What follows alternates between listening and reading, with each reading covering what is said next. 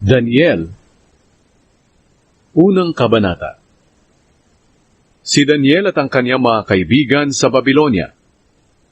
Nang 3 taon ng paghahari ni Jehoiakim sa Huda, sinalakay ni Haring Nebukadnezar ng Babylonia at ng kanyang mga kawal ang Jerusalem. Binihag niya si Haring Jehoiakim ayon sa kalooban ng Panginoon. Kinuha niya ang ilang mga kagamitan sa templo ng Diyos at dinala sa Babylonia. Inilagay niya ang mga ito sa taguan ng kayamanan doon sa templo ng kaniyang Diyos. Nagutos si Haring Nebukadnezar kay Aspenaz na pinuno ng mga tauhan niya na pumili sa mga bihag na Israelita ng ilang kabataang mula sa angkan ng mga hari at angkan ng mararangal na pamilya. Kinakailangan na ang mga ito ay gwapo, malusog, matalino, mabilis kumilos at madaling turuan para maging karapat-dapat maglingkod sa hari. Inutusan din niya si Aspenaz na turuan sila ng wika at mga panitikan ng mga taga-Babylonia. Iniutos din ng hari na mula sa kanyang sariling pagkain at inumin ang ibibigay sa kanila araw-araw. At pagkatapos ng 3 taong pagsasanay, maglilingkod na sila sa kanya. Kabilang sa mga napili ay sina Daniel, Hanania, Mishael at Azaria na pawang mula sa lahi ni Huda. Pinalitan ni Aspenaz ang kanilang mga pangalan. Si Daniel ay pinangalan ng Belteshazzar, si Hanania ay Shadrach, si Mishael ay Meshach, at si Azaria ay Abednego. Pero ipinasya ni Daniel na hindi siya kakain ng pagkain ng hari o iinom ng kanyang inumin para hindi siya marumihan. Kaya nakiusap siya kay Aspenaz na huwag siyang bigyan ng pagkain at inuming iyon. Niloob naman ng Diyos na siya'y kalugdan ni Aspenaz. Pero sinabi ni Aspenaz kay Daniel, "Natatakot ako sa hari. Siya ang pumili kung ano ang kakainin at iinumin ninyo, at kung makita niyang hindi kayo malusog gaya ng ibang mga kabataan, baka ipapatay niya ako." Dahil dito, sinabi ni Daniel sa itinalaga ni Aspenaz na mangangalaga sa kanila, "Subukan niyo kaming pakainin lang ng gulay at painumin ng tubig sa loob ng 10 araw. Pagkatapos, ihambing ninyo kami sa mga kabataang kumakain ng pagkain ng hari, at tingnan ninyo kung ano ang magiging resulta. At bahala na kayo kung ano ang gagawin ninyo sa amin." Pumayag naman ito at sinubukan nga sila sa loob ng 10 araw. Pagkatapos ng 10 araw, nakita ng tagapagbantay na mas malusog sila kaysa sa mga kabataang kumakain ng pagkain ng hari.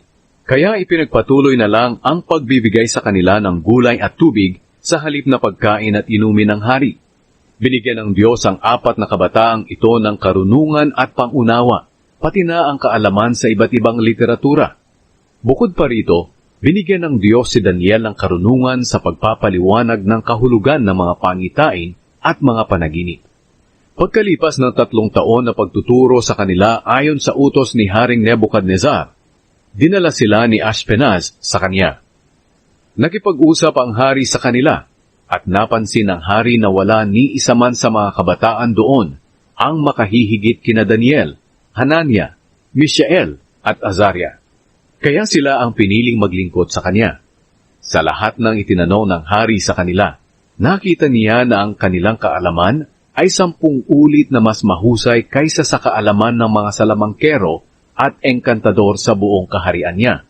Patuloy na naglingkod si Daniel kay Nebukadnezar hanggang sa unang taon ng paghahari ni Cyrus. Ang panaginip ni Nebukadnezar. 2 Kabanata.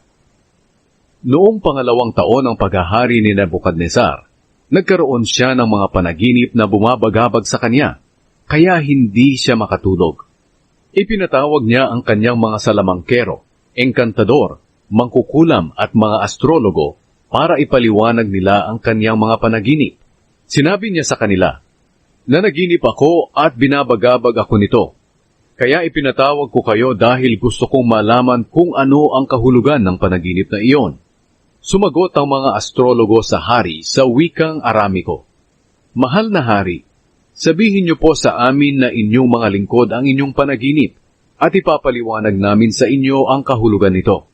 Sinabi ng hari sa kanila, "Ito ang aking napagpasyahan. Kung hindi ninyo mahulaan ang aking panaginip at ang kahulugan nito, pagpuputol-putulin ko ang katawan ninyo at ipapawasak ang inyong mga bahay.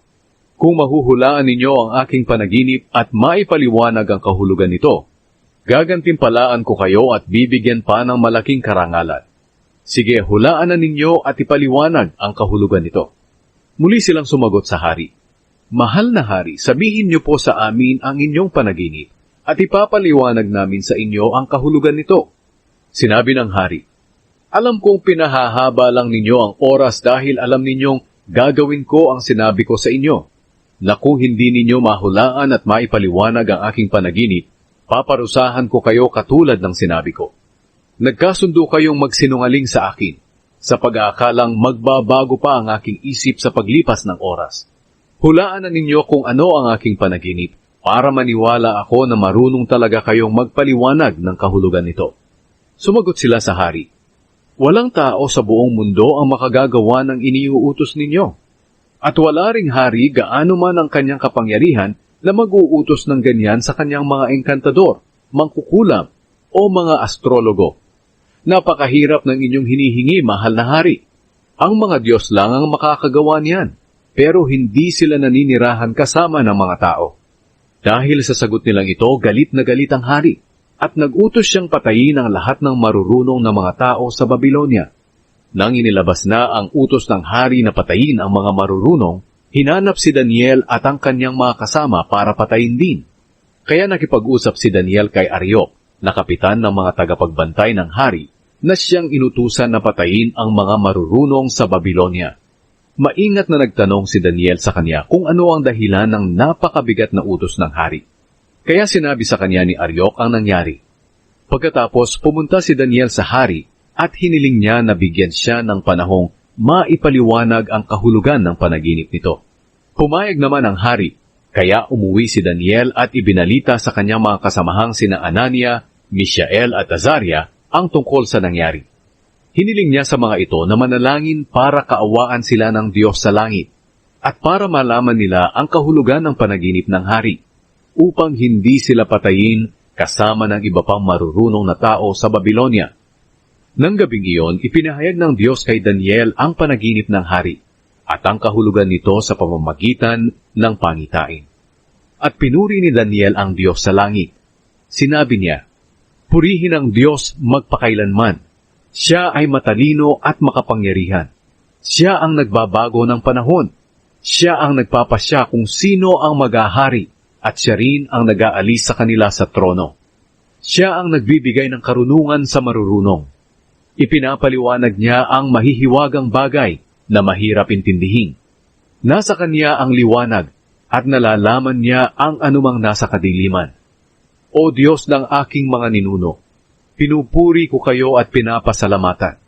Kayo ang nagbigay sa akin ng karunungan at kakayahan, at ibinigay niyo sa amin ang aming kahilingan sa inyo na ipahayag sa amin ang panaginip ng hari. Ipinaliwanag ni Daniel ang panaginip ng hari. Pagkatapos, bumalik si Daniel kay Ariok, na inutusan ng hari para patayin ang mga marurunong na tao sa Babylonia. Sinabi ni Daniel sa kanya, huwag mo muna silang patayin. Dalhin mo muna ako sa hari at ipapaliwanag ko ang kanyang panaginip. Kaya dali-daling dinala ni Ariok si Daniel sa hari. Sinabi ni Ariok, mahal na hari, may nakita po akong bihag mula sa Huda na makapagpapaliwanag ng inyong panaginip. Tinanong ng hari si Daniel na tinatawag ding Belteshazzar, talaga bang mahuhulaan mo ang aking panaginip at maipapaliwanag ang kahulugan nito? Sumagot si Daniel, mahal na hari, wala pong sino mang marunong katulad ng mga mangkukulam, engkantador o manghuhula ang makakapagpaliwanag ng inyong panaginip. Pero may Diyos sa langit na naghahayag ng mga mahiwagang bagay. At inihayag niya sa inyo sa panaginip ang mangyayari sa hinaharap. Ngayon, sasabihin ko po sa inyo ang mga pangitaing nakita ninyo sa inyong panaginip. Habang natutulog po kayo, mahal na hari, na naginip kayo tungkol sa mga mangyayari sa hinaharap. Ipinapaalam ito sa inyo ng Diyos na tagapagpahayag ng mga mahiwagang bagay. At inihayag sa akin ng Diyos ang inyong panaginip, hindi dahil mas matalino ako kaysa sa iba, kundi para maipaliwanag ko sa inyo at maintindihan nyo ang gumugulo sa inyong isipan. Ito po ang inyong panaginip. May nakita kayong malaking ribulto na nakakasilaw, na nakatayo sa inyong harapan at nakakatakot tingnan. Ang ulo nito ay purong ginto, ang mga bisig at dibdib ay pilak, ang tiyan at hita ay tanso. Ang kanyang mga binti ay bakal at ang kanyang mga paa naman ay bakal at luwad. At habang tinitingnan niyo po ang ribulto, may batong natipak na hindi kagagawa ng tao. Tumama ito sa mga paang bakal at luwad ng ribulto at nawasak ang kanyang mga paa. Agad namang nadurog ang buong ribulto na gawa sa bakal, luwad, tanso, pilak at ginto. At parang naging ipa sa giikan na ipinadpad ng hangin kung saan-saan. Pero ang batong bumagsak sa paa ng ribulto ay naging malaking bundok at pumuno sa buong mundo. Iyan po ang panaginip nyo. At ito naman ang kahulugan. Mahal na hari, kayo ang hari ng mga hari. Ginawa kayong hari ng Diyos sa langit at binigyan ng kapangyarihan, kalakasan at karangalan. Ipinasakop niya sa inyo ang mga tao, mga hayop at mga ibon sa lahat ng dako. Kayo ang sumisimbolo sa gintong ulo ng ribulto. Ang susunod sa inyong kaharian ay mas mahina kaysa sa inyo. Pagkatapos, ang ikatlong kaharian ay sumisimbolo ng tansong bahagi ng ribulto, at ang kaharian ito ay maghahari sa buong mundo. At ang ikaapat na kaharian ay kasintatag ng bakal. Kung paanong ang bakal ay dumudurog, ang kaharian ito ay dudurog din ng ibang mga kaharian. Ang mga paa na yari sa bakal at luwad ay nangangahulugan ng mahahating kaharian, pero mananatili itong malakas, dahil ikaw mismo ang nakakita na may halo itong bakal. Ang mga daliring bakal at luwad na mga paa ay nangangahulugan na may bahagi ang kaharian na matibay at may bahaging mahina. Ang pagsasama ng bakal at luwad ay nangangahulugang magkakaisa ang mga pinuno ng mga kahariang ito sa pamamagitan ng pag-aasawa ng magkaibang lahi. Pero hindi rin magtatagal ang kanilang pagkakaisa, katulad ng bakal at luwad na hindi maaaring paghaluin. Sa panahon ng mga haring ito, ang Diyos sa langit ay magtatayo ng isang kaharian na hindi babagsak kailanman. Hindi ito matatalo ng alinmang kaharian, kundi wawasakin pa niya ang lahat ng kaharian at mananatili ito magpakailanman. Katulad ito ng iyong nakitang tipak na bato mula sa bundok na hindi kagagawa ng tao, na dumurog sa ribultong yari sa bakal, tanso, luwad, pilak at ginto. Mahal na hari, ipinahayag po ng makapangyarihang Diyos sa inyo kung ano ang mga mangyayari sa hinaharap. Iyon ang panaginip nyo at ang kahulugan nito. Totoo po ang lahat ng sinabi ko. Nagpatira pa si Haring Nebukadnezar upang parangalan si Daniel. Pagkatapos nagutos siyang maghandog at magsunog ng insenso kay Daniel. Sinabi niya kay Daniel, "Dahil sa ipinahayag mo ang panaginip ko at ang kahulugan nito, totoo na ang iyong Diyos, ang pinakamakapangyarihan sa lahat ng Diyos. Siya ang dapat kilalaning Panginoon ng mga hari, at siya lamang ang nakakapagpahayag ng mga hiwaga." Pagkatapos binigyan ng hari si Daniel ng maraming magagandang regalo. Ginawa siyang tagapamahala ng buong lalawigan ng Babylonia at pinuno ng lahat ng marurunong doon. Hiniling ni Daniel sa hari na italaga sina Shadrach, Meshach at Abednego bilang katulong niya sa pamamahala ng lalawigan. Pumayag naman ang hari, at namalagi si Daniel sa palasyo ng hari. Iniutos ni Nebukadnezar na sambahin ang ribulto. Ikatlong kabanata. Nagpagawa si Haring Nebukadnezar ng ribultong ginto. May 90 talampakan ang taas at 9 talampakan ang lapad. Ipinatayo niya ito sa kapatagan ng Dura, sa lalawigan ng Babylonia. Pagkatapos, ipinatawag ni Haring Nebukadnezar ang mga gobernador, mga mayor, mga komisyoner, mga tagapayo, mga ingat-yaman, mga hukom, at iba pang mga opisyal ng lalawigan para dumalo sa pagtatalaga ng nasabing ribulto. Nang naroon na sila nakatayo sa harap ng ribulto, sumigaw ang tagapagbalita, "Kayong mga nanggaling sa iba't ibang bansa, lahi at wika, kapag narinig ninyo ang tunog ng tambuli, plauta, kudyapi, alpa at iba pang mga instrumento, lumuhod kayo agad at sumamba sa ribultong itinayo ni Haring Nebukadnezar. Ang sinumang hindi sasamba ay agad na itatapon sa naglalagablab na hurno. Kaya nang marinig nila ang tunog ng mga instrumento, agad silang lumuhod at sumamba sa ribulto. Nang panahong iyon, may ilang taga-Babilonia na lumapit sa hari at pinaratangan nila ang mga Hudyo. Sinabi nila kay Haring Nebukadnezar, "Naway humaba pa ang inyong buhay, mahal na hari. Hindi ba't nag-utos po kayo na ang sino mang makarinig ng tunog ng mga instrumento ay dapat lumuhod at sumamba sa gintong ribulto at ang hindi sasamba ay itatapon sa naglalagablab na hurno? Ngunit may ilang mga Hudyong hindi sumusunod sa inyong utos. Sila po ay sina Shadrach, Meshach at Abednego. Sila ang mga taong pinamamahala ninyo sa lalawigan ng Babilonia. Hindi nila iginagalang ang inyong mga Diyos at hindi sila sumasamba sa gintong ribulto na ipinatayo ninyo." Nang marinig iyon ng hari, nagalit siya ng husto. Kaya ipinatawag niya sina Shadrach, Meshach at Abednego. Nang dumating sila, tinanong sila ng hari, "Totoo bang hindi ninyo iginagalang ang aking mga Diyos at hindi kayo sumasamba sa ribultong ginto na ipinatayo ko? Ngayon, inuutusan ko kayong sumamba sa ribulto kapag narinig ninyo ang tunog ng mga instrumento.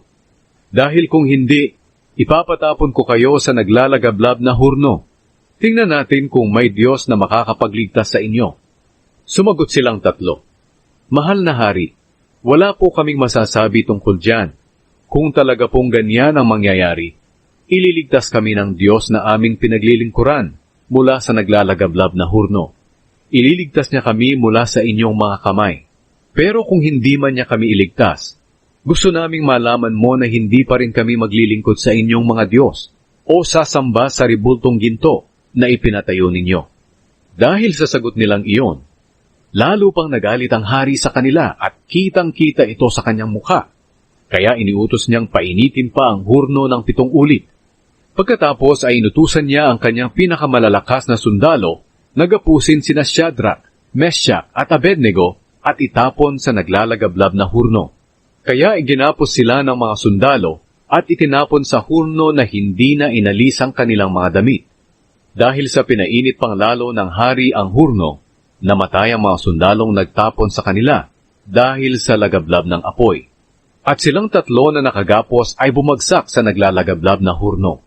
Habang nakatingin si Haring Nebukadnezar, bigla siyang tumayo sa laki ng kanyang pagkamangha. Tinanong niya ang kanyang mga opisyal, "Hindi ba 3 lang ang itinapon sa apoy?" Sumagot sila, "Opo, mahal na hari." Sinabi ng hari, "Tingnan ninyo, 4 na ang nakikita kong palakad-lakad sa gitna ng apoy. Hindi na sila nakagapos at hindi sila nasusunog. At ang isa sa kanila ay parang Diyos." Kaya lumapit si Nebukadnezar sa pintuan ng naglalagablab na hurno at tinawag sila, "Shadrach, Meshach at Abednego, mga lingkod ng kataas-taasang Diyos. Lumabas kayo riyan, hali kayo rito." At lumabas silang 3 mula sa hurno.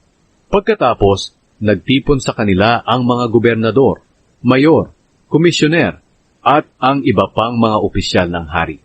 At nakita nilang hindi man lang sila napinsala ng apoy, ni hindi nag-amoy usok ang kanilang buhok o damit. Dahil dito, sinabi ng hari, "Purihin ang Diyos ni Shadrach, Meshach at Abednego. Nagsugos siya ng kanyang anghel para iligtas ang kanyang mga lingkod na nagtitiwala sa kanya. Hindi nila sinunod ang aking utos. Minabuti pa nilang mapatapon sa apoy kaysa sumamba sa alinmang Diyos maliban sa kanilang Diyos. Kaya iniuutos ko na ang sinumang tao sa alinmang bansa, lahi o wika na magsasalita ng masama laban sa Diyos ni Shadrach, Meshach at Abednego ay pagpuputol-putulin ng katawan at wawasakin ang kanilang mga bahay, sapagkat walang Diyos na makapagliligtas katulad ng kanilang Diyos." At binigyan ng hari sina Shadrach, Meshach at Abednego ng mas mataas pang tungkulin sa lalawigan ng Babilonia. Ang pangalawang panaginip ni Nebukadnezar. Ika-4 na kabanata. Gumawa si Haring Nebukadnezar ng isang mensahe para sa lahat ng tao sa iba't ibang bansa, lahi at wika sa buong mundo. Ito ang nakasulat. Sumainyo nawa ang mabuting kalagayan. Nais kong ipaalam sa inyo ang mga himala at kababalaghang ginawa sa akin ng kataas-taasang Diyos. Kamangha-mangha at makapangyarihan ang mga himalang ipinakita ng Diyos. Ang paghahari niya ay walang hanggan. Ang aking kalagayan dito sa palasyo ay mabuti, at namumuhay ako sa kasaganaan. Pero nagkaroon ako ng nakakatakot na panaginip at pangitain na bumabagabag sa akin. Kaya iniutos ko na dalhin sa akin ang lahat ng marurunong sa Babylonia para ipaliwanag sa akin ang kahulugan ng aking panaginip. Nang dumating ang mga salamangkero, manghuhula at mga astrologo, sinabi ko sa kanila ang panaginip ko, pero hindi nila maipaliwanag ang kahulugan nito. Nang bandang huli, lumapit sa akin si Daniel. Pinangalanan siyang Belteshazzar na pangalan din ng aking Diyos. Nasa kanya ang espiritu ng banal na mga Diyos. Isinalaysay ko sa kanya ang aking panaginip. Sinabi ko, Belteshazzar, pinuno ng mga salamangkero, alam kong nasa iyo ang espiritu ng mga Diyos at nauunawaan mo agad ang kahulugan ng mga hiwaga. Sabihin mo sa akin ang kahulugan ng mga pangitaing nakita ko sa aking panaginip. Ito ang mga pangitaing nakita ko habang natutulog ako.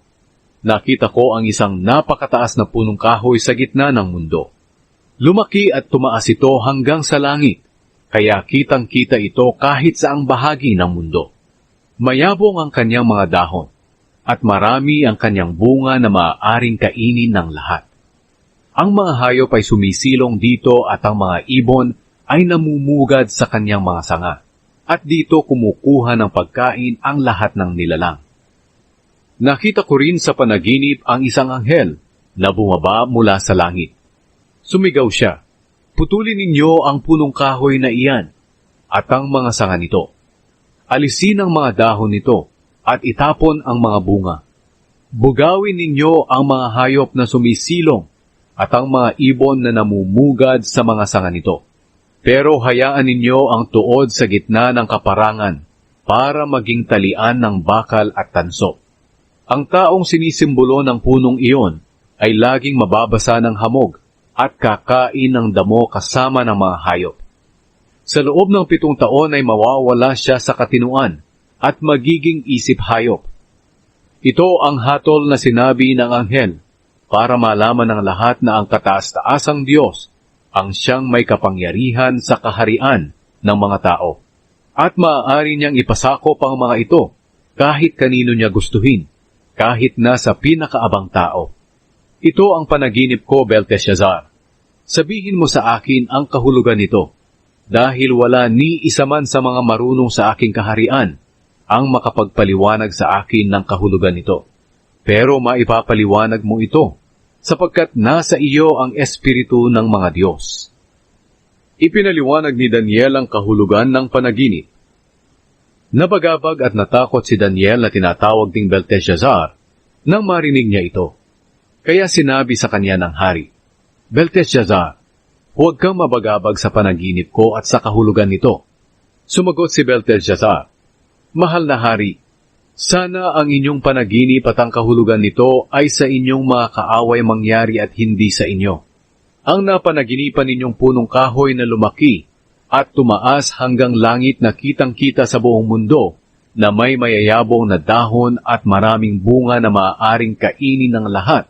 Sinisilungan ng mga hayop at pinamumugaran ng mga ibon ang mga sanga, ay walang iba kundi kayo, mahal na hari.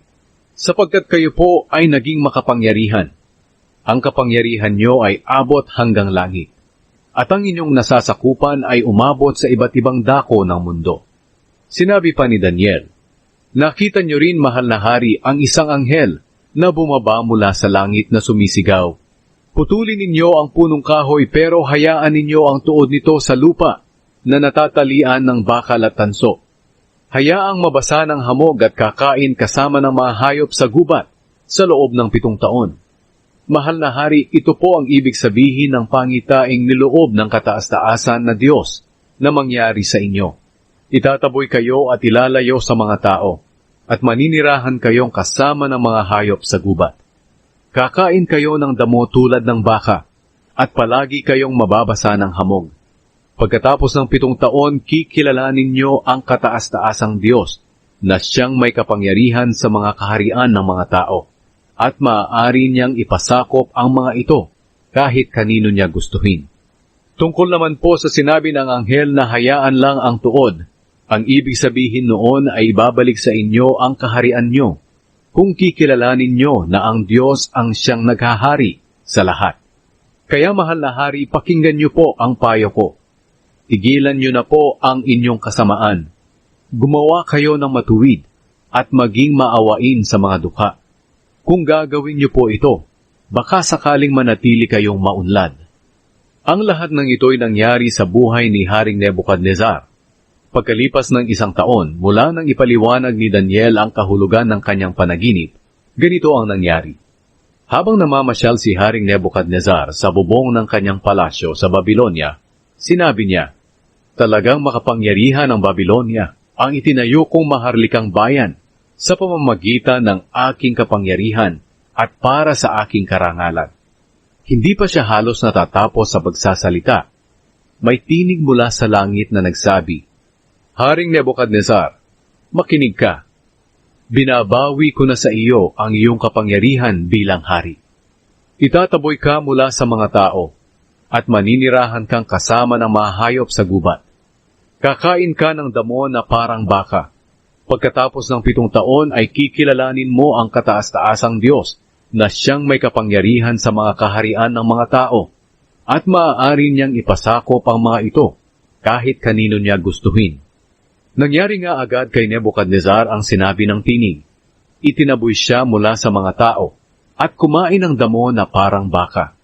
Palaging basa ng hamog ang kanyang katawan at humaba ang kanyang buhok na parang balahibo ng agila at ang kanyang kuko ay parang kuko ng ibon. Pagkatapos ng 7 taon, ako si Nebuchadnezzar ay lumapit sa Diyos at nanumbalik ang matinukong pag-iisip. Kaya pinuri ko at pinarangalan ang kataas-taasang Diyos na buhay magpakailanman. Sinabi ko, ang paghahari niya ay walang katapusan. Baliwala ang mga tao sa mundo kung ikukumpara sa Kanya. Ginagawa niya ang nais niya sa mga anghel sa langit at sa mga tao sa lupa. Walang makakatutol o makakahadlang sa Kanya.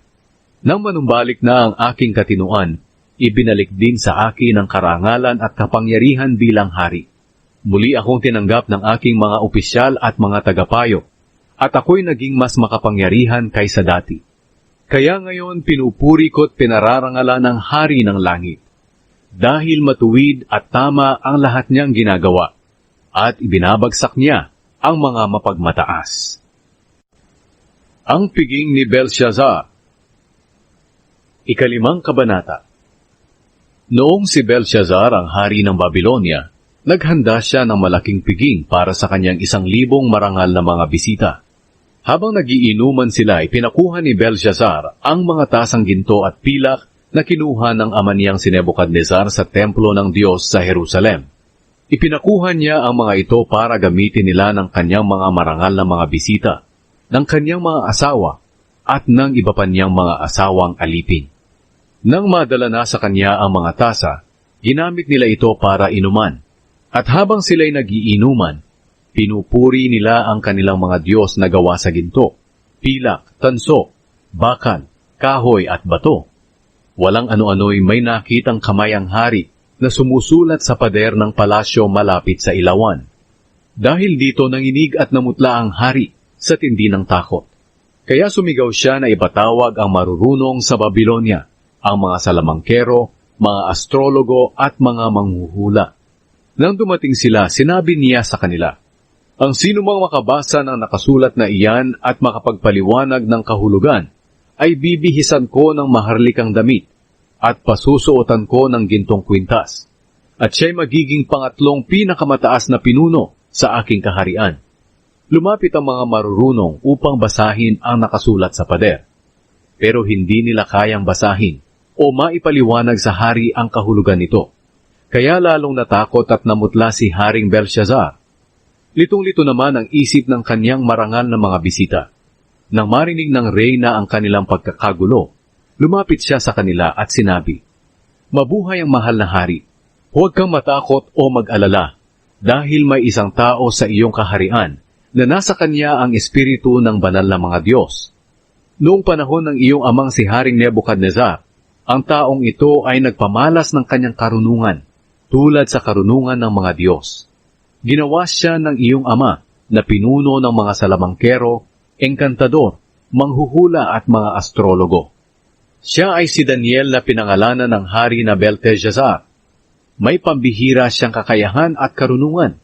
Marunong siyang magbigay kahulugan sa mga panaginip, magpaliwanag ng mga bugtong, at lumutas ng mahihirap na mga problema. Kaya ipatawag mo siya, at ipapaliwanag niya ang kahulugan ng nakasulat na iyon sa pader. Kaya ipinatawag si Daniel, at nang siya'y dumating, sinabi sa kanya ng hari, "Ikaw pala si Daniel na isa sa mga bihag na Hudyo, na dinala rito ng aking ama mula sa Huda. Nabalitaan kong ang espiritu ng mga Diyos ay nasa iyo, at mayroon kang pambihirang kakayahan at karunungan. Ipinatawag ko na ang marurunong, pati na ang mga engkantador, para ipabasa at ipaliwanag ang kahulugan ng nakasulat na iyon sa pader, pero hindi nila ito nagawa. Nabalitaan kong marunong kang magpaliwanag ng kahulugan ng mga pangyayari, at kaya mo ring lutasin ang mabibigat na mga problema. Kung mababasa mo at maipapaliwanag ang kahulugan ng nakasulat na iyan, pabibihisan kita ng maharlikang damit at pasusuotan ng gintong kwintas. At gagawin kitang pangatlong pinakamataas na pinuno sa aking kaharian." Sumagot si Daniel, "Mahal na hari, huwag na po ninyo akong bigyan ng regalo. Ibigay nyo na lamang sa iba. Pero babasahin ko pa rin para sa inyo ang nakasulat sa pader, at ipapaliwanag ko ang kahulugan nito. Mahal na hari, ang inyong amang si Nebuchadnezzar ay ginawang hari ng kataas-taasang Diyos. Naging makapangyarihan siya at pinarangalan. Dahil sa kapangyarihang ibinigay ng Diyos sa kanya, ang mga tao sa iba't ibang bansa, lahi at wika ay natakot sa kanya. Nagagawa niyang patayin ang sinumang gusto niyang patayin, at nagagawa rin niyang huwag patayin ang gusto niyang huwag patayin. Itinataas niya sa tungkulin ang gusto niyang itaas, at ibinababa niya sa tungkulin ang gusto niyang ibaba. Pero siya ay naging mayabang at nagmataas, kaya pinaalis siya sa kanyang tungkulin bilang hari, at itinaboy mula sa mga tao. Naging isip hayop siya. Tumira siya kasama ng mga asnong gubat, at kumain ng damo na parang baka. Palaging basa ng hamog ang kanyang katawan. Ganoon ang kanyang kalagayan hanggang kilalanin niya na ang kataas-taasang Diyos ang siyang may kapangyarihan sa mga kaharian ng mga tao, at maaari niyang ipasakop ang mga ito kahit kanino niya gustuhin. At ikaw, Haring Belshazzar, na anak niya, kahit na alam mo ang lahat ng ito, hindi ka pa rin nagpakumbaba. Sa halip, itinuring mong mas mataas ka kaysa sa Panginoon. Ipinakuha mo ang mga tasang mula sa templo ng Diyos, at ginamit ninyong inuman ng iyong marangal na mga bisita, mga asawa, at iba pang mga asawang alipin. Maliban diyan, sumamba ka pa sa mga Diyos-Diyos ang gawa sa pilak, ginto, tanso, bakal, kahoy at bato. Ito'y mga Diyos na hindi nakakakita, hindi nakakarinig, at hindi nakakaunawa. Ngunit hindi mo man lang pinuri ang Diyos na siyang may hawak ng iyong buhay, at nakakaalam ng iyong landas na dadaanan. Kaya ipinadala niya ang kamay na iyon para isulat ang mga katagang ito. Mene, Mene, Tekel, Parsin. Ang ibig sabihin nito, ang Mene ay nangangahulugan na bilang na ng Diyos ang natitirang araw ng paghahari mo, dahil wawakasan na niya ito. Ang Tekel ay nangangahulugan na tinimbang ka ng Diyos, at napatunayang ikaw ay nagkulang. Ang Parsin ay nangangahulugan na ang kaharian mo'y mahahati at ibibigay sa Media at Persya. Pagkatapos magsalita ni Daniel, iniutos ni Haring Belshazzar na bihisan si Daniel ng maharlikang damit at suotan ng gintong kwintas. At ipinahayag ng hari na siya ay magiging pangatlong pinakamataas na pinuno sa kaharian ng Babylonia. Nang gabi ring iyon, pinatay si Belshazzar na hari ng mga taga-Babylonia, at si Darius na taga-Media ang pumalit sa kanya, na noon ay 62 taong gulang na. Inihulog si Daniel sa kulungan ng mga leon. Ika-6 na kabanata.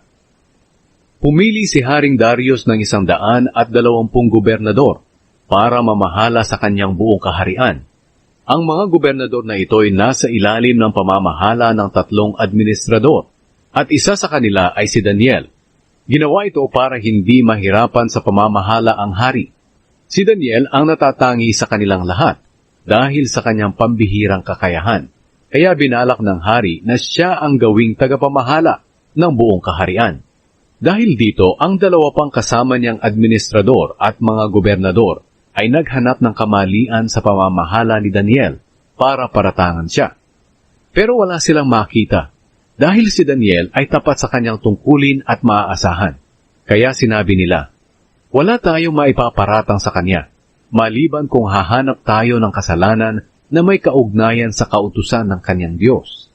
Kaya pumunta sila sa hari at sinabi, Mahal na hari, kaming mga administrador, mayor, gobernador, tagapayo at mga komisyoner ng inyong kaharian ay nagkasundong hilingin sa inyo na gumawa ng kautusan na sa loob ng 30 araw ay walang mananalangin sa sinumang Diyos o tao maliban sa inyo. At dapat itong sundin dahil ang sinumang susuway sa utos na ito ay itatapon sa kulungan ng mga leon. Kaya mahal na hari, magpalabas na po kayo ng ganoong kautusan. Ipasulat niyo po at lagdaan para hindi na mabago o mapawalang bisa ayon sa kautusan ng ating kahariang Media at Persya. Pumayag si Haring Darius, kaya nilagdaan niya ang kautusang iyon. Nang malaman ni Daniel na lumagda ang hari, umuwi siya at pumunta sa kanyang silid na nasa itaas na bahagi ng bahay, kung saan nakabukas ang bintana na nakaharap sa Jerusalem. Doon lumuhod siya, nanalangin at nagpasalamat sa kanyang Diyos 3 beses sa isang araw, ayon sa kanyang nakaugalian. Pero sinusubaybayan pala siya ng mga opisyal na kumakalaban sa kanya, at nakita nila siyang nananalangin at nagpupuri sa kanyang Diyos. Kaya pumunta sila sa hari at sinabi ang paglabag ni Daniel sa kautusan.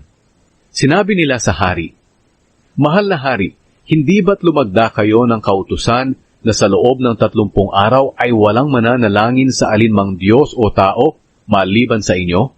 At ang sinumang lumabag sa kautusang iyon ay ihuhulog sa kulungan ng mga leon? Sumagot ang hari, Totoo iyon, at hindi na iyon mababago o mapapawalang bisa ayon sa kautusan ng ating kahariang Media at Persya. Sinabi nila sa hari, Si Daniel na isa sa mga bihag mula sa Huda ay hindi sumusunod sa inyong utos. Nananalangin siya sa kanyang Diyos ng 3 beses sa isang araw. Nang marinig ito ng hari, nabalisa siya ng sobra. Nais niyang tulungan si Daniel, kaya buong maghapon siyang nag-isip at naghanap ng paraan para mailigtas si Daniel.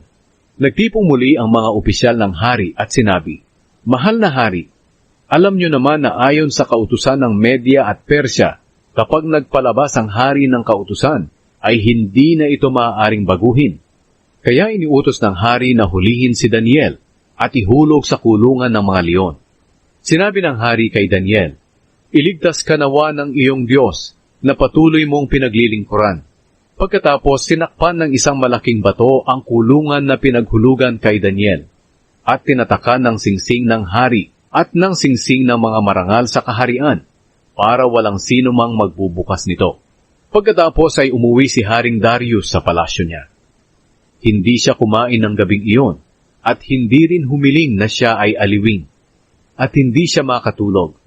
Kinaumagahan, nagbubukang liwayway pa lamang, ay nagmamadaling pumunta ang hari sa kulungan ng mga leon. Pagdating niya roon, malungkot siyang tumawag, Daniel, lingkod ng buhay na Diyos, iniligtas ka ba sa mga leon ng iyong Diyos na patuloy mong pinaglilingkuran? Sumagot si Daniel, Mahal na hari, hindi ako sinaktan ng mga leon, dahil nagpadala ang Diyos ng kanyang mga anghel para itikom ang mga bibig ng mga leon. Ginawa ito ng Diyos dahil alam niyang matuwid ang aking buhay at wala akong ginawang kasalanan sa inyo. Nang marinig iyon ng hari, nagalak siya at nagutos na kunin si Daniel sa kulungan. Nang nakuha na si Daniel, wala silang nakitang kahit galos man lamang sa kanyang katawan dahil nagtiwala siya sa Diyos. Nagutos ang hari na ang lahat ng nagparatang kay Daniel ay hulihin at ihulog sa kulungan ng mga leon, pati ang kanilang asawa at mga anak. Hindi pa sila nakakarating sa ilalim ng kulungan, agad silang sinakmal ng mga leon at nilapa. Pagkatapos ay sumulat si Haring Darius sa lahat ng tao sa iba't ibang bansa, lahi at wika sa mundo. Ito ang nakasulat. Naway nasa mabuti kayong kalagayan. Iniuutos ko sa lahat ng tao na nasasakupan ng aking kaharian na matakot at gumalang sa Diyos ni Daniel, sapagkat siya ang buhay na Diyos at nabubuhay magpakailanman. Ang paghahari niya ay walang hanggan at walang makakapagbagsak nito. Nagliligtas siya at gumagawa ng mga himala at kababalaghan sa langit at dito sa lupa. Iniligtas niya si Daniel mula sa mga leon. Naging maunlad ang buhay ni Daniel sa panahon ng paghahari ni Darius at sa panahon ng paghahari ni Cyrus na taga-Persya. Ang panaginip ni Daniel tungkol sa 4 na hayop. Ikapitong kabanata. Noong unang taon ng paghahari ni Belshazzar sa Babylonia, nagkaroon ng mga pangitain si Daniel sa kanyang panaginip. Ito ang panaginip na kanyang isinulat. Isang gabi may nakita akong pangitain ng isang malawak na dagat na hinahampas ng malakas na hangin mula sa 4 na direksyon. Mula sa dagat ay biglang lumitaw ang 4 na magkakaibang hayop. Ang unang hayop ay parang leon, pero may pakpak ng agila. Kitang-kita kong pinutol ang kanyang pakpak. Pinatayo siya na parang tao at binigyan ng kaisipang tulad ng sa tao. Ang pangalawang hayop ay parang oso. Nakatayo siya sa 2 hulihang paa at may kagat siyang 3 tadyang. May tinig na nagsabi sa kanya, "Sige, magpakasawa ka sa karne." Ang pangatlong hayop ay parang leopardo. Mayroon itong 4 na pakpak sa likod at may 4 na ulo. Binigyan siya ng kapangyarihan upang mamahala. Nang gabi ring iyon, nakita ko sa aking pangitain ang ika-4 na hayop. Nakakatakot itong tingnan at napakalakas. Sa pamamagitan ng kanyang malalaking ngiping bakal, sinasakmal niya at niluluray ang kanyang mga biktima. At kapag may natitira pa, ay tinatapak-tapakan niya. Kakaiba ito sa 3 hayop at 10 ang kanyang sungay. Habang tinitingnan ko ang mga sungay, nakita kong tumubo ang munting sungay at nabunot ang 3 sungay. Ang sungay na ito ay may mata na tulad ng tao at may bibig na nagsasalita ng kayabangan. Pagkatapos ay nakita kong may mga tronong inilagay at umupo sa kanyang trono ang Diyos na nabubuhay magpakailanman. Nakakasilaw ang kanyang damit at buhok dahil sa kaputian. Nagliliyab ang kanyang tronong may mga gulong. At mula sa kanya ay umaagos ang apoy. Milyon-milyon ang mga naglilingkod sa kanya. Handa na siyang humatol, kaya binuksan ang mga aklat. Patuloy kong tinitingnan ang sungay dahil sa naririnig kong pagyayabang nito, hanggang sa nakita kong pinatay ang ika-4 na hayop. Inihagis siya sa apoy at nasunog ang kanyang katawan. At ang natitirang 3 hayop ay inalisan ng kapangyarihan, pero hinayaang mabuhay ng maigsing panahon. Pagkatapos nakita ko ang parang tao na pinaliligiran ng ulap. Lumapit siya sa Diyos na nabubuhay magpakailanman. Pinarangalan siya at binigyan ng kapangyarihang maghari at naglingkod sa kanya ang lahat ng tao sa iba't ibang bansa, lahi at wika. Ang paghahari niya ay walang hanggan at walang makakapagpabagsak ng kaharian niya. Ang kahulugan ng panaginip. Nabagabag ako sa aking nakita, kaya lumapit ako sa isang nakatayo roon at nagtanong kung ano ang ibig sabihin ng nakita kong iyon. Sinabi niya, ang 4 na hayop ay nangangahulugan ng 4 na haring maghahari sa mundo. Pero ang mga banal ng kataas-taasang Diyos ang siyang bibigyan ng kapangyarihang maghari magpakailanman. Tinanong ko pa siya kung ano ang ibig sabihin ng ika-4 na hayop na ibang-iba sa 3. Nakakatakot itong tingnan. Ang mga ngipin ay bakal at ang mga kuko ay tanso. Sinasakmal niya at niluluray ang kanyang mga biktima. At kung may matitira ay kanyang tinatapak-tapakan. Tinanong ko rin siya kung ano ang kahulugan ng 10 sungay ng ika-4 na hayop at ng isa pang sungay na tumubo at nagtanggal ng 3 sungay. Ang sungay na ito ay may mga mata at may bibig na nagyayabang. at kung titingnan ay mas makapangyarihan siya kaysa sa ibang sungay. Nakita kong ang sungay na ito ay nakikipaglaban sa mga banal ng Diyos at nananalo siya. Pagkatapos, dumating ang nabubuhay magpakailanman, ang kataas-taasang Diyos, at humatol panig sa kaniyang mga banal. At dumating ang panahon ng paghahari ng mga banal. Narito ang kaniyang paliwanag sa akin. Ang ikaapat na hayop ay ang ikaapat na kaharian dito sa mundo, nakakaiba kaysa sa ibang kaharian. Lulusubin ito at wawasakin ang buong mundo. Ang 10 sungay ay ang 10 hari na maghahari sa kahariang iyon. Papalit sa kanila ang isang hari na iba kaysa sa kanila at ibabagsak niya ang 3 hari. Magsasalita siya laban sa kataas-taasang Diyos at uusigin niya ang mga banal ng Diyos. Sisikapin niyang baguhin ang mga pista at kautusan. Ipapasakop sa kanya ang mga banal ng Diyos sa loob ng 3.5 taon. Pero hahatulan siya, kukunin ang kanyang kapangyarihan at lilipulin ng lubos. At pagkatapos ay ibibigay sa banal na mga mamamayan ng kataas-taasang Diyos ang pamamahala at kapangyarihan sa mga kaharian ng buong mundo. Kaya maghahari sila magpakailanman, at ang lahat ng kaharian ay magpapasakop sa kanila. Iyon ang panaginip ko. Nabagabag ako at namutla sa takot. Pero hindi ko ito sinabi kahit kanino. Ang pangitain ni Daniel tungkol sa tupa at kambing. 8 kabanata. Nang 3 taon ang paghahari ni Belshazzar, muli akong nagkaroon ng pangitain. Sa pangitain ko, nakita kong nakatayo ako sa pampang ng ilog ng Ulay, sa napapadirang lunsod ng Susa, sa lalawigan ng Elam. May nakita akong barahong tupa na nakatayo sa tabi ng ilog. Mayroon itong 2 mahahabang sungay, pero mas mahaba ang isang sungay nito kaysa sa isa, kahit nahuli itong tumubo. Nakita kong nanunuwag ito, kahit saan mang lugar. Walang ibang hayop na makapigil sa kanya, at wala ring makatakas sa kanya. Nagagawa niya ang gusto niyang gawin, kaya naging makapangyarihan siya. Habang ito'y tinitingnan ko, biglang dumating ang isang kambing mula sa kanluran. Umikot ito sa buong mundo na hindi sumasayad ang paa sa lupa sa sobrang bilis. Mayroon siyang kakaibang sungay sa gitna ng kanyang mga mata. Sinugod niya ng buong lakas ang tupang may 2 sungay na nakita kong nakatayo sa pampang ng ilog. Sa matinding galit, hindi niya tinigilan ng pagsuwag ang tupa hanggang sa naputol ang 2 sungay nito. Hindi na makalaban ang tupa, kaya nabuwal ito at tinapaktapakan ng kambing. Walang sumaklolo sa kanya. Naging makapangyarihan pa ang kambing. Pero nang nasa sukdulan na ang kapangyarihan niya, nabali ang kanyang sungay. Kapalit nito ay may tumubong 4 na pambihirang sungay na nakatutok sa 4 na direksyon ng mundo.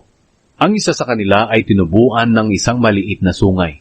Naging makapangyarihan itong sungay sa timog at sa silangan hanggang sa magandang lupain ng Israel. Lalo pa siyang naging makapangyarihan hanggang sa kalangitan at pinabagsak niya sa lupa ang ilang mga nilalang sa langit at mga bituin at tinapaktapakan niya ang mga iyon.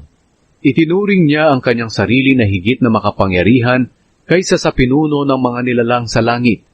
Pinatigil niya ang araw-araw na paghahandog sa templo ng Diyos at nilapastangan niya ang templo. Sa ginawa niyang iyon, ipinasakop sa kanya ang mga nilalang sa langit at ang araw-araw na paghahandog.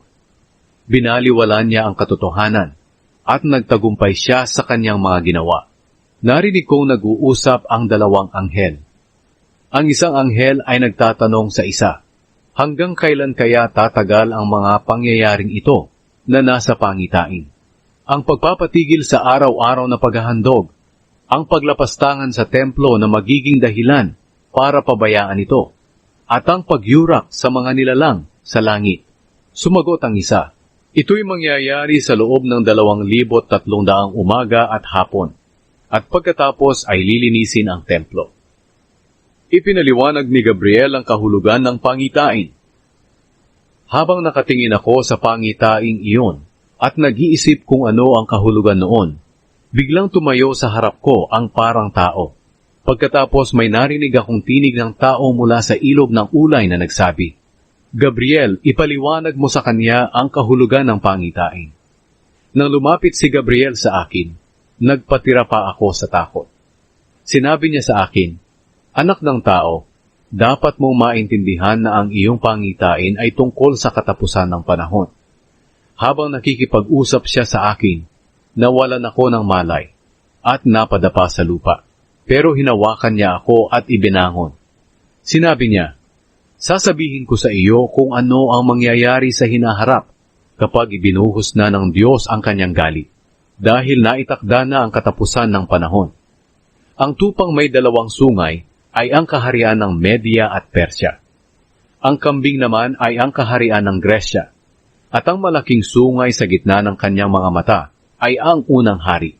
Ang apat na sungay na tumubo pagkatapos maputol ang unang sungay ay ang apat na kaharian ng Gresya na magkahati-hati ito. Pero ang kanilang mga hari ay hindi magiging makapangyarihan na tulad noong una. Sa mga huling araw ng kanilang paghahari, sa panahong sukdulan na ang kanilang kasamaan, maghahari ang isang malupit at tusong hari. Siya'y magiging makapangyarihan, pero hindi tulad ng haring nauna sa kanya. Magtataka ang mga tao sa gagawin niyang panlilipol, at magtatagumpay siya sa anumang gagawin niya. Lilipulin niya ang mga makapangyarihang tao at ang mga hinirang na mga mamamayan ng Diyos. Dahil sa kanyang kakayahan, magtatagumpay siya sa kanyang pandaraya. Ipagmamalakin niya ang kanyang sarili, at maraming tao ang kanyang papatayin ng walang anumang babala. Lalabanan niya pati ang pinuno ng mga pinuno. Pero lilipulin siya hindi sa kapangyarihan ng tao, kundi sa kapangyarihan ng Diyos. Ang pangitaing nakita mo tungkol sa pagpapatigil ng pang-umaga at panghapon na paghahandog ay totoo. Pero huwag mo munang ihayag ito, dahil matatagalan pa bago ito maganap. Pagkatapos noon, akong si Daniel ay nanghina at nagkasakit ng ilang araw. Nang gumaling ako, bumalik ako sa trabaho na ibinigay sa akin ng hari. Pero patuloy ko pa ring iniisip ang pangitaing iyon na hindi ko lubos na maunawaan. Nanalangin si Daniel para sa mga Israelita. Ikasyam na kabanata. Si Darius na taga-Media na anak ni Ahasuerus, ang hari noon sa buong Babylonia. Noong unang taon ng paghahari niya, nalaman ko sa mga kasulatan na mananatiling giba ang Jerusalem sa loob ng 70 taon. Ayon sa sinabi ng Panginoon kay Propeta Jeremias. Dahil dito lumapit ako sa Panginoong Diyos at nanalangin. Nag-ayuno ako, nagdamit ng sako, at naglagay ng abo sa ulo. Nanalangin ako sa Panginoon na aking Diyos at humingi ng tawad para sa aming mga kasalanan. Panginoon, kayo ay makapangyarihan at kahangahangang Diyos. Tapat po kayo sa pagtupad ng inyong pangako na mamahalin niyo ang mga nagmamahal sa inyo at sumusunod sa inyong mga utos. Nagkasala kami sa inyo. Gumawa kami ng kasamaan at sumuway sa inyong mga utos at tuntunin. Hindi kami nakinig sa inyong mga lingkod na propeta na inutusan niyong makipag-usap sa aming hari, mga pinuno, matatanda, at sa lahat ng taga-Israel. Panginoon, matuwid po kayo, pero kami ay kahiya-hiya pa rin hanggang ngayon. Gayon din ang lahat ng mga mamamayan ng Huda at Jerusalem, at ang lahat ng Israelita na pinangalat nyo sa malalapit at malalayong lugar, dahil sa kanilang pagsuway sa inyo. Panginoon, kami ay talagang kahiya-hiya, pati ang aming hari, mga pinuno, at matatanda, dahil kami ay nagkasala sa inyo. Pero maawain pa rin kayo, Panginoon naming Diyos, at mapagpatawad, kahit na sumuway kami sa inyo. Hindi kami sumunod sa inyo dahil hindi namin sinunod ang mga utos na ibinigay ninyo sa amin sa pamamagitan ng inyong mga lingkod na propeta. Ang lahat ng Israelita ay sumuway sa inyong kautusan. Ayaw nilang sundin ang mga sinabi ninyo. At dahil sa aming pagkakasala, dumating sa amin ang sumpa na nakasulat sa kautusan ni Moises na inyong lingkod. Tinupad po ninyo ang inyong sinabi laban sa amin, at sa aming mga pinuno na kami ay inyong parurusahan ng matindi. Kaya ang nangyari sa Jerusalem ay walang katulad sa buong mundo. Dumating sa amin ang parusang ito ayon sa nasusulat sa kautusan ni Moises. Pero sa kabila nito, hindi namin sinikap na malugod kayo sa amin sa pamamagitan ng pagtalikod sa aming mga kasalanan at ang pagkilala sa inyong katotohanan. Kaya handa kayong parusahan kami, at ginawa nyo nga dahil palagi kayong tama sa inyong mga ginagawa. Pero hindi pa rin kami sumunod sa inyo. Panginoon naming Diyos, ipinakita nyo ang inyong kapangyarihan noong pinalaya ninyo ang inyong mga mamamayan sa Ehipto. At dahil dito ay naging tanyag kayo hanggang ngayon. Inaamin namin na kami ay nagkasala at gumawa ng kasamaan. Kaya Panginoon, ayon sa inyong ginagawang matuwid, nakikiusap ako na alisin nyo na ang inyong galit sa Jerusalem, ang inyong lungsod at banal na bundok. Dahil sa aming kasalanan at sa kasalanan ng aming mga ninuno, hinamak kami at ang Jerusalem ng mga taong nakapaligid sa amin. Kaya ngayon, O Diyos, pakinggan nyo ang aking panalangin at pagsamo. Alang-alang sa inyong pangalan, muli niyong itayo ang inyong templong nagiba at napabayaan. O Diyos, pakinggan niyo ako. Tingnan niyo ang nakakaawa naming kalagayan at ang wasak niyong bayan, kung saan kinikilala ang inyong pangalan. Hindi kami dumadalangin sa dahilang kami ay matuwid, kundi dahil sa alam naming kayo ay mahabagin. Panginoon, dinggin niyo po kami at patawarin. Tulungan niyo po kami agad, alang-alang sa inyong pangalan, dahil kayo ay kinikilalang Diyos sa inyong bayan at ng inyong mga mamamayan. Ipinaliwanag ni Gabriel ang kahulugan ng pangitain. Patuloy akong nananalangin at sinasabi ang aking kasalanan at ang kasalanan ng aking mga kababayang Israelita. Nagmakaawa ako sa Panginoon kong Diyos, alang-alang sa kanyang banal na bundok. At habang nananalangin ako, mabilis na lumipad papunta sa akin si Gabriel, na nakita ko noon sa aking pangitain. Oras iyon ng panghapong paghahandog. Pinaunawa niya sa akin at sinabi, Daniel, naparito ako para ipaliwanag sa iyo ang tungkol sa pangitain. Sa simula pa lamang ng iyong panalangin ay may ipinahayag na ang Diyos, kung kaya't ako'y pumarito para sabihin sa iyo, dahil mahal ka ng Diyos. Kaya makinig ka at unawain ang sasabihin ko sa iyo. 490 taon ang itinakda ng Diyos sa banal na lungsod, at sa mga kababayan mo para tigilan nila ang pagre-rebelde sa Diyos, para mapatawad ang kanilang kasalanan, para mapairal ng Diyos ang walang hanggang katuwiran, para matupad ang pangitain at propesiya, at para maihandog na muli ang templo sa Diyos. Dapat mong malaman at maintindihan na mula sa panahong iniutos na muling itayo ang Jerusalem, hanggang sa pagdating ng pinunong hinirang ng Diyos, ay lilipas muna ang 49 na taon. At sa loob ng 434 na taon, ay muling itatayo ang Jerusalem na may mga plaza at tanggulan. Magiging magulo sa panahong iyon. Pagkatapos ng 434 na taon, papatayin ang pinunong hinirang ng Diyos at walang tutulong sa kanya. Darating ang isang hari at sisirain ng mga tauhan niya ang bayan at ang templo. At ayon sa itinakda ng Diyos, ang pagwasak at digmaan ay magpapatuloy hanggang sa katapusan. Ang katapusan ay darating na parang baha. Ang haring iyon ay gagawa ng matibay na kasunduan sa napakaraming tao sa loob ng 7 taon.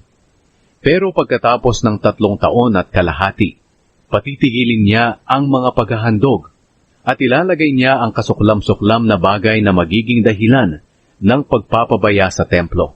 Mananatili ito roon hanggang sa dumating ang katapusan ng hari na itinakda ng Diyos. Ang pangitain ni Daniel sa pampang ng ilog ng Tigris. 10 kabanata. Nang 3 taon ang paghahari ni Cyrus sa Persya, may pinahayag na mensahe kay Daniel na tinatawag ding Belteshazzar. Totoo ang pahayag at tungkol ito sa malaking digmaan. Naunawaan ni Daniel ang pahayag dahil ipinaliwanag ito sa kanya sa pamamagitan ng isang pangitain. Ganito ang nangyari ayon kay Daniel. Nang panahong iyon, 3 linggo akong nagdalamhati. Hindi ako kumain ng masarap na pagkain, ni tumikim ng karne o uminom ng alak, at hindi rin ako nagpabango ng katawan sa loob ng 3 linggo. Nang 24 na araw ng unang buwan, nakatayo ako sa tabi ng malawak na ilog ng Tigris. May nakita ako doon na parang tao na nakadamit ng telang linen at may tali sa baywang na puro ginto. Ang katawan niya ay kumikinang na parang mamahaling bato. Ang kanyang mukha ay kumikislap na parang kidlat. At ang kanyang mga mata ay nagliliyab na parang sulo. Ang kanyang mga kamay at mga paa ay kumikinang na parang makinis na tanso. At ang kanyang tinig ay parang ingay ng napakaraming tao. Ako lang talaga ang nakakita ng pangitaing iyon. Hindi iyon nakita ng aking mga kasama. Pero nagsipagtago sila dahil sa takot. Kaya naiwan ako nag-iisa at ako lang ang nakakita ng kamanghamanghang pangitaing iyon. Namutla ako at nawala ng lakas. Narinig kong nagsasalita ang taong iyon.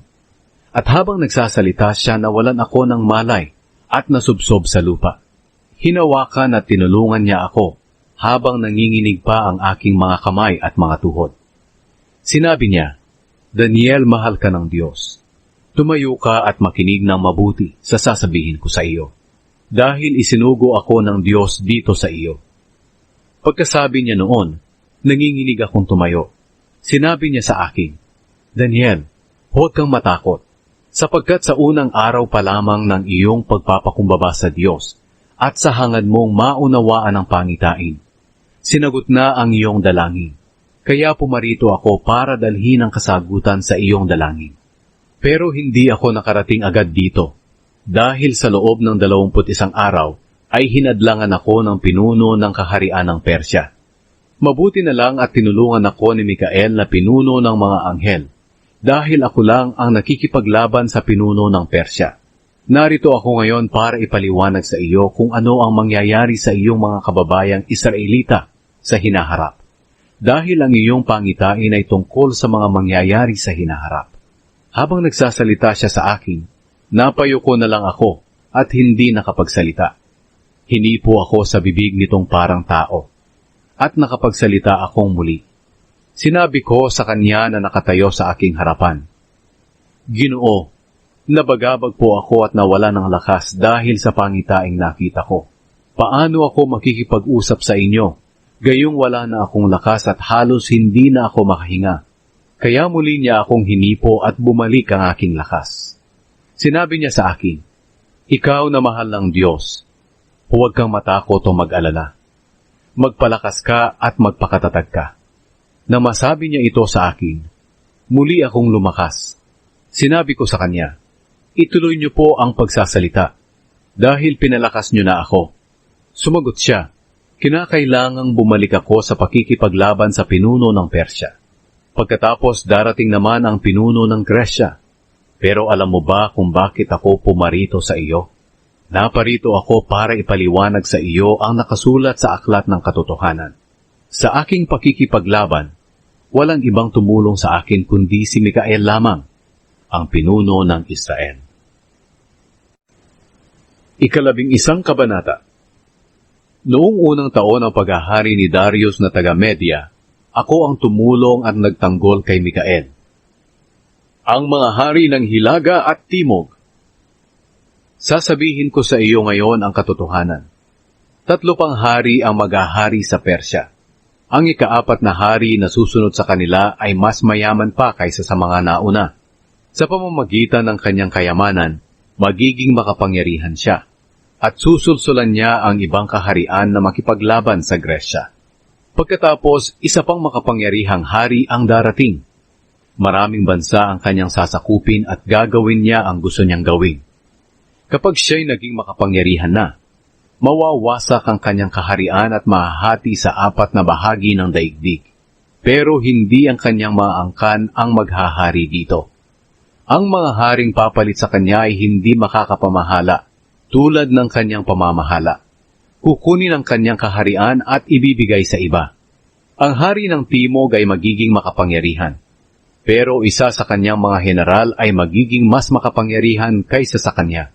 At sa bandang huli, ang general na ito ay maghahari rin at magiging makapangyarihan ng kaharian niya.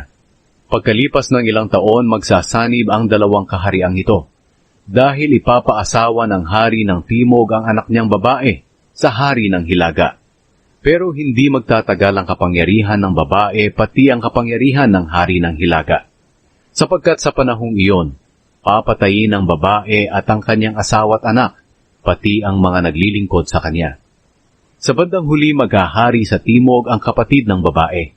Siya ang papalit sa kanyang ama. Lulusubin niya ang mga sundalo ng hari ng Hilaga at papasukin ang napapadirang lungsod nito at magtatagumpay siya sa labanan. Dadalhin niya pauwi sa Ehipto ang mga Diyos-Diyosa nila at mga mamahaling ari-arian na yari sa ginto at pilak. Sa loob ng ilang taon, hindi na siya makikipagdigma sa hari ng Hilaga. Pero sa bandang huli, lulusubin siya ng hari sa Hilaga. Pero matatalo ito at babalik sa kanyang bayan. Magtitipon ng maraming sundalo ang mga anak ng hari ng Hilaga para maghanda sa pakikipaglaban. Ang isa sa kanila ay sasalakay na parang bahang hindi mapigilan. Sasalakay siya hanggang sa napapadirang lungsod ng hari ng Timog. At dahil sa galit ng hari ng Timog, lalabanan niya ang hari ng Hilaga at tatalunin niya ang napakaraming sundalo nito. Sa kanyang tagumpay, magmamataas siya at marami pa ang kanyang papatayin, pero hindi magtatagal ang kanyang tagumpay. Sapagkat ang hari ng Hilaga ay muling magtitipon ng mas marami pang sundalo kaysa sa dati. At pagkalipas ng ilang taon, muli siyang sasalakay kasama ang napakaraming sundalo, dala ang napakaraming kagamitang pandigma. Sa panahong iyon, marami ang maghihimagsik laban sa hari ng Timog.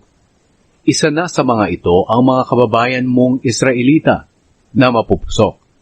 Gagawin nila ito bilang katuparan ng pangitain, pero matatalo sila. Sasalakayin ng hari ng Hilaga ang isa sa mga napapadirang lungsod sa Timog. Kukubkubin nila ito at papasukin. Walang magagawa ang mga sundalo sa Timog pati na ang kanilang pinakamagaling na mga kawal dahil hindi nila kayang talunin ang kalaban. Kaya gagawin ng hari ng Hilaga ang anumang gusto niyang gawin at walang makapipigil sa kanya. Sasakupin niya ang magandang lupain ng Israel at lubusan itong mapapasailalim sa kanyang kapangyarihan. Talagang determinado ang hari ng Hilaga na salakayin ang kaharian sa Timog ng buong lakas ng kaharian niya. Makikipagkasundo muna siya sa hari ng Timog sa pamamagitan ng pag-aalok ng kanyang anak na maging asawa nito, upang sa pamamagitan nito ay maibagsak niya ang kaharian sa Timog. Pero hindi magtatagumpay ang kanyang layunin, kaya ang mga bayan na lang muna sa tabing dagat ang kanyang lulusubin at marami ang kanyang masasakop. Pero patitigilin ng isang pinuno ang kanyang pagpapahiya sa iba at siya mismo ang mapapahiya. Kaya uuwi siya sa napapadiran niyang mga bayan, pero matatalo siya at iyon ang magiging wakas niya. Ang haring papalit sa kanya ay mag-uutos sa isang opisyal na sapilitang maniningil ng buwis para madagdagan ang kayamanan ng kaharian niya. Pero hindi magtatagal ay mamamatay ang haring ito, hindi dahil sa labanan o sa mayroong galit sa kanya. Ang papalit sa kanya bilang hari ay taong hindi kagalang-galang at walang karapatang maging hari. Sa hindi inaasahan ng mga tao, bigla niyang sasakupin ang kaharian sa pamamagitan ng pandaraya. Maraming kalabang sundalo ang kanyang papatayin, pati na ang punong pari. Makikipagkasundo siya sa maraming bansa, pero dadayain niya ang mga ito sa bandang huli. Magiging makapangyarihan siya kahit maliit ang kaharian niya. Sa hindi inaasahan ng mga tao, bigla niyang lulusubin ang mauunlad na lugar ng isang lalawigan. Gagawin niya ang hindi ginawa ng kanyang mga ninuno. Hahati-hatiin niya sa mga tagasunod niya ang kanyang mga nasamsam sa labanan. Pinaplano niyang salakayin ang mga napapadirang lungsod, pero sa maikling panahon lamang.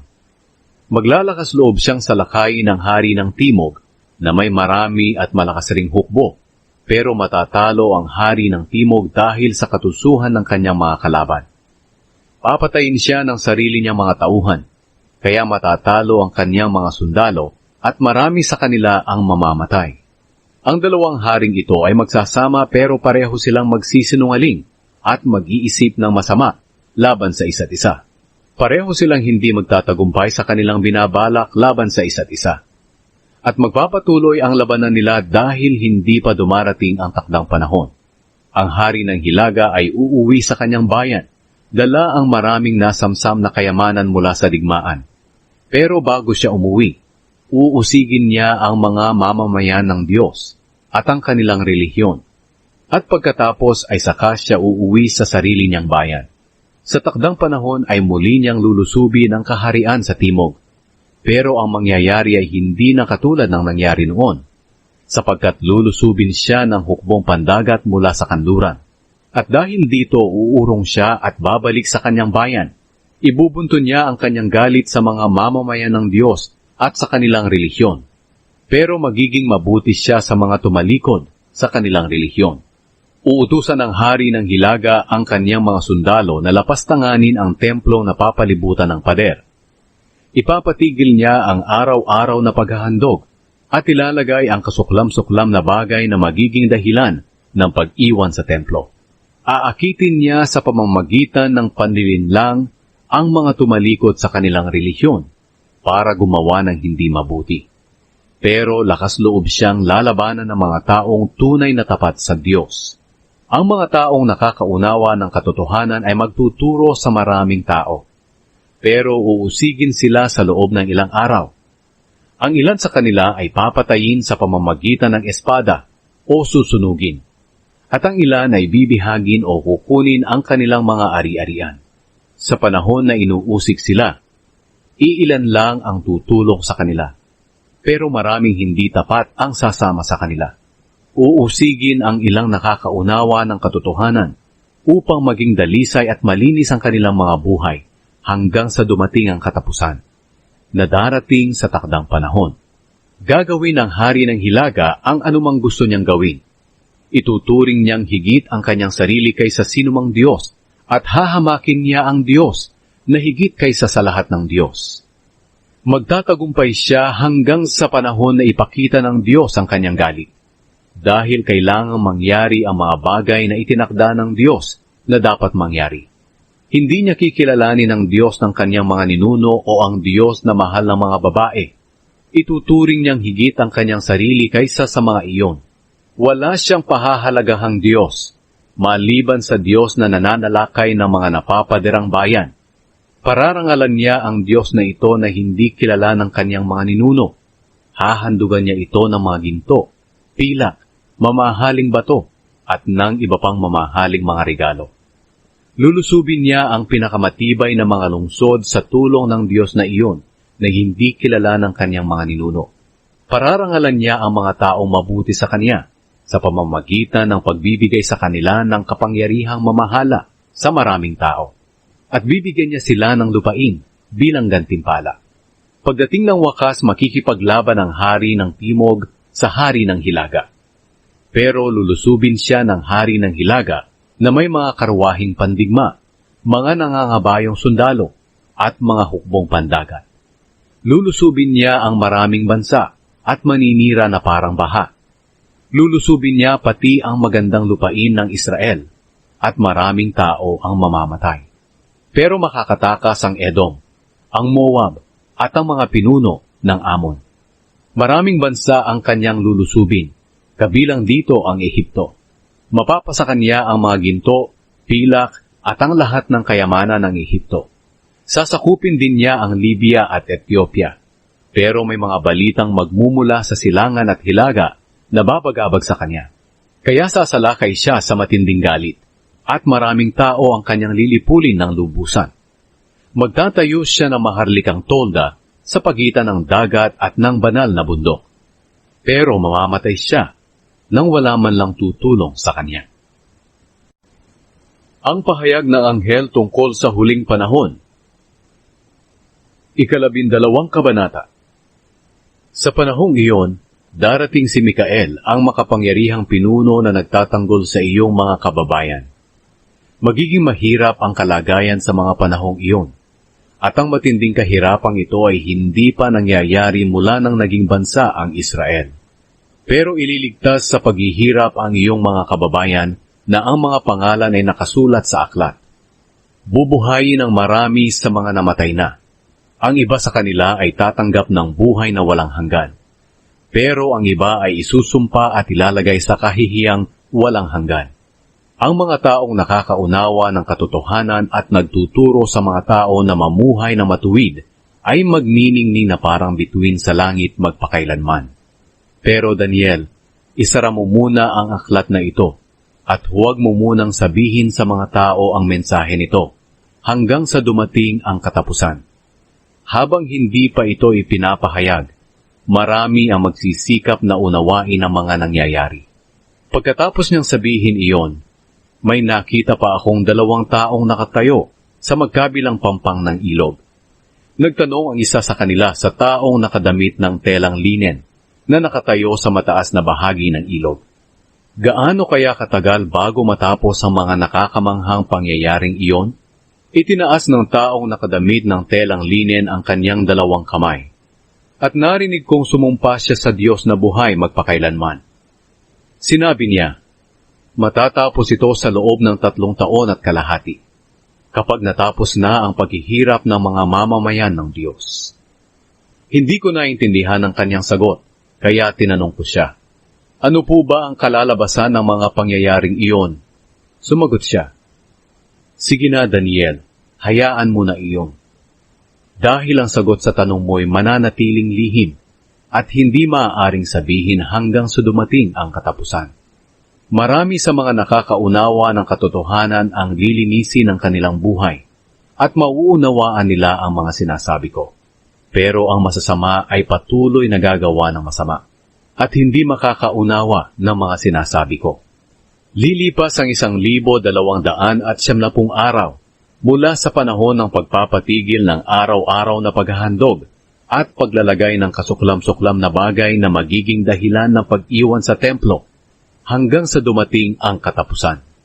Mapalad ang naghihintay at nananatili hanggang sa matapos ang 1,335 araw. At ikaw, Daniel, ipagpatuloy mo ang iyong gawain. Mamamatay ka pero bubuhayin kang muli sa mga huling araw upang tanggapin ang iyong gantimpala na inihanda para sa iyo.